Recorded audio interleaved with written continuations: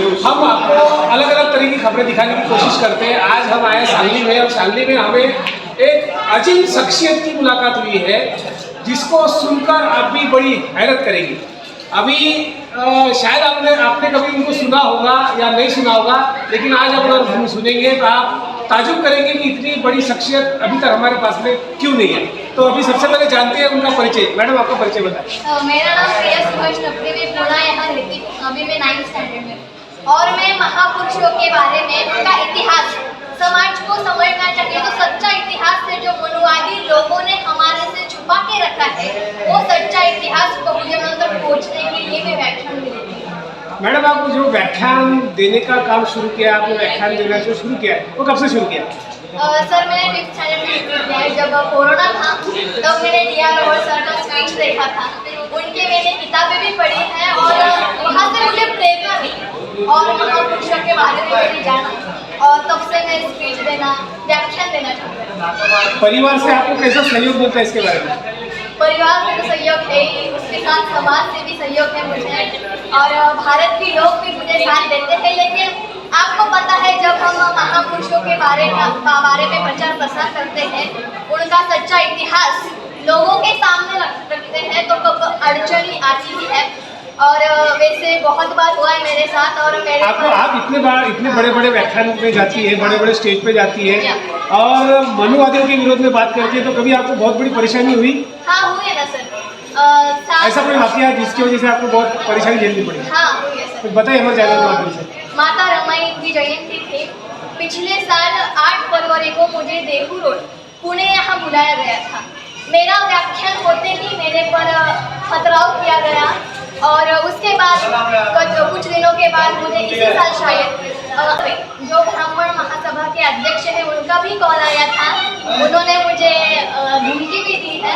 लेकिन महापुरुषों का काम करना बहुत महत्वपूर्ण है। महत्वपूर्ण एक विषय है कि अभी वर्तमान में आरक्षण का मुद्दा बहुत चल रहा है, तेजी से चल रहा है, और शिवाजी को मानने वाले या कहे कि मराठा खुद को मानने वाले वो लोग आरक्षण का मुद्दा लेकर चल रहे हैं, और ओबीसी का भी आरक्षण का मुद्दा चल रहा है। इस विषय पे आप क्या कहना चाहेंगे? ये बहुत बड़ा गंभीर विषय है। शॉर्ट में आप बोलेंगे कि शिवाजी महाराज और बाबा साहब का इनका संबंध आप व्याख्यान के तौर पर कैसे कहेंगे? जो छत्रपति शिवाजी महाराज की चळवळ थी, वही डॉक्टर बाबा साहब की चळवळ थी। आप सबको ये समझना होगा, डॉक्टर बाबा साहब अम्बेडकर और जो हमारे छत्रपति शिवाजी महाराज है, ये अलग नहीं है, ये हमारे ही महापुरुष हैं। लेकिन मनुवादियों ने इन्हें अलग अलग धर्मों में बांटा है, अलग अलग जातियों में बांटा है। लेकिन बहुजनों ने ये समझना चाहिए कि छत्रपति शिवाजी महाराज भी हमारे थे, और डॉक्टर बाबा साहब अम्बेडकर भी हमारे। तो जो मराठा जो है, जो ओबीसी है, वो बाबा साहब को नहीं मानते हुए भी आरक्षण की मांग कर रहा है, लेकिन आरक्षण तो संविधान में बाबा साहब ने दिया है। तो इसके बारे में आप क्या कहना चाहेंगे? हाँ, मैंने कई लोगों से सुना भी है।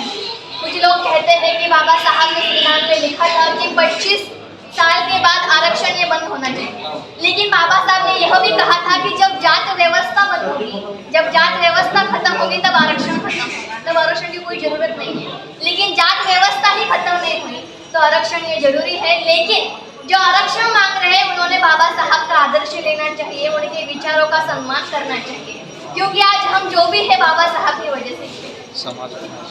तो आप हमारे चैनल के माध्यम से जो बहुजन समाज है, खास तौर से ओबीसी समाज है, उनको क्या संदेश देना चाहेंगे? मैं उनको यही संदेश देना चाहूँगी कि आप महापुरुषों की राह पर चलिए। ये जो हमारा चैनल है, ये आपको महापुरुषों का इतिहास, जो सच्चा इतिहास है, जो मनुवादी लोगों ने छुपा के रखा है, वो बताने का कोशिश कर रहा है। तो इस चैनल को सब्सक्राइब भी कीजिए, और ये जो वीडियो ये शेयर भी कीजिए। अभी मुझे प्रमोशन वगैरह कुछ नहीं मिला, लेकिन मैं बताना चाहती हूँ कि जो व्यक्ति महापुरुषों का सच्चा इतिहास बताना चाहता है, महापुरुषों का कार्य जो अधूरा कार्य है वो पूरा करना चाहता है, उसका वीडियो शेयर ही होना चाहिए, और भारत को इसी वजह से न्याय नहीं मिलेगा, मुझे ऐसा लगता है। तो साथियों, यह बहुत बड़ी व्याख्याता है। उम्र भले ही छोटी हो, लेकिन जानकारी बहुत बड़ी देती है। बड़े बड़े व्याख्याता इनके सामने छोटे पड़ जाते हैं। अगर स्टेज पे खड़ी हो जाए तो व्याख्याता भी व्याख्यान देना भूल जाते हैं, केवल इनको सुनते हैं। आने वाले समय में हम इनका जहाँ पर भी प्रोग्राम होगा इनका प्रोग्राम आपको दिखाने की कोशिश करेंगे। हो सके तो एक पर्टिकुलर विषय पर इनको हमारे चैनल पर बुलाएंगे और उस विषय पर इनका व्याख्यान जरूर रखेंगे। इन्होंने हमारे चैनल को आपको सब्सक्राइब करने के लिए बोला है। हम ये नहीं कहेंगे, हम तो सिर्फ इनकी मुलाकात लेना चाहते थे, कई दिनों से इनसे मिलना